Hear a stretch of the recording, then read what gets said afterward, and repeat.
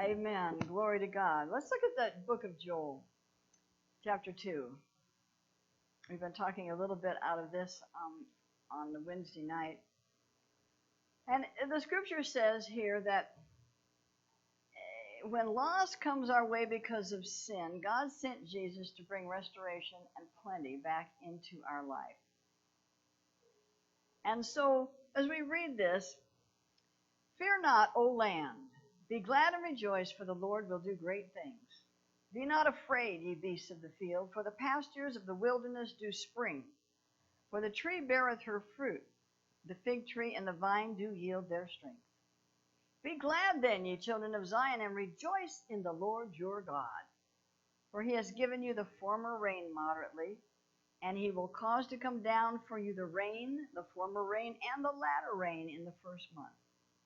And the floors shall be full of wheat, and the vats shall overflow with wine and oil. And I will restore to you the years that the locust hath eaten, the cankerworm and the caterpillar, the palmer worm, my great army which I sent among you. And you shall eat in plenty, and be satisfied, and praise the name of the Lord your God, that hath dealt wondrously with you, and my people shall never be ashamed. And you shall know that I am in the midst of Israel, and that I am the Lord your God, and none else. And my people shall never be ashamed. Now Joel was a prophet of Judah, and he warned the people to repent and commit themselves to God in the light of approaching judgment that he saw coming. And he encouraged the faithful to believe God's promises concerning their salvation and the destruction of God's enemies. If the people were repentant and faithful, then God would do great things. There would be much rain, bringing an abundance of fruit and wheat. Wine and oil would be plenteous. There would be a restoration of what was lost. They would eat in plenty and be satisfied. For all these great blessings, God would be praised. And in these last days, it's important for us as New Testament believers to realize we have a privilege to live under God's grace. Jesus has restored all that Satan has stolen. And we're blessed with plenty, and God has satisfied us with blessings beyond compare. So he has dealt wondrously with us, and it's only right that we praise the name of the Lord our God. And what better way to honor God and praise the name of the Lord than to give his church a portion of what he's given to us.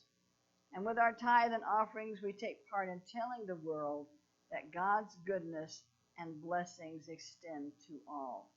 And we're really a demonstration of it in this hour.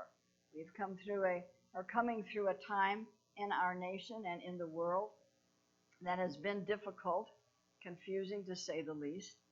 And God has stood firm for his people.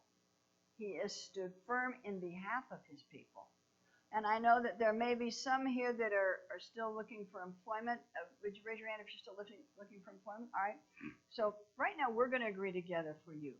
Father, in the name of Jesus, we claim the workplace for these people, for your children, your sheep of your pasture, that jobs may come to them in plenteousness, and that they'll have to choose which one they want.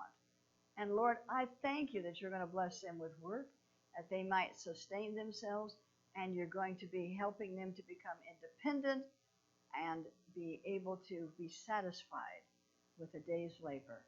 And we thank you for it, Lord, in Jesus' name. So we will receive the tithe, God's holy tithe, and the offering which we give.